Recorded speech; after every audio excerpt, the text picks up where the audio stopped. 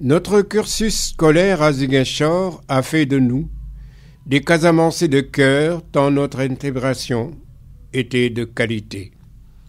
Nos relations de condisciples, pour certains, se sont prolongées en amitié pour la vie, souvent portée par nos enfants. Cela explique notre profonde tristesse quand, le 28 décembre 1982, une marche des indépendantistes à Ziguinchor, réprimée par les services d'ordre, a marqué le point de départ d'une crise longue et douloureuse dans cette région. 36 ans d'hostilité, 5000 morts estimés, plus 15 autres le week-end dernier. Qui pense être vainqueur dans ces massacres sans fin et aliénants, comme si la guerre créait une dépendance psychologique, une addiction. Les populations de la Casamance sont soumises à l'épreuve du feu et du sang versé. Depuis 36 ans donc, cette région magnifique et hospitalière est transformée en vallée des larmes. Mais jusqu'à quand ? Le Sénégal, dans sa totalité, récuse cette guerre comme mode de vie.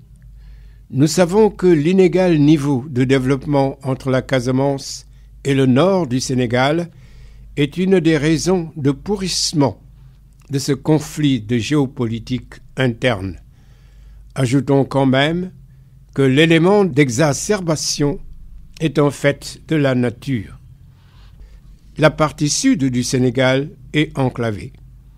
La Gambie, comme une langue dans la bouche, coupe notre pays entre le nord et le sud, c'est-à-dire entre le centre et la périphérie.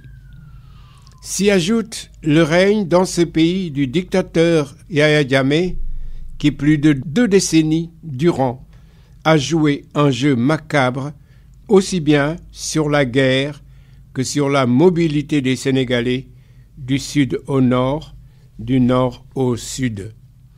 Les enfants casamançais de la décennie 80, enfants de la guerre, n'ont-ils pas des marques, des indices, des tics, en somme n'ont-ils pas une personnalité particulière?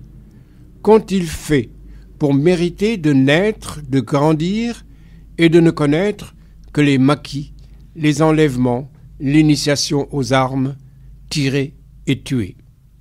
Certains, c'est évident, auront besoin d'accompagnement pour réintégrer ce que l'on appelle la société et qui est différente de la vie des maquis.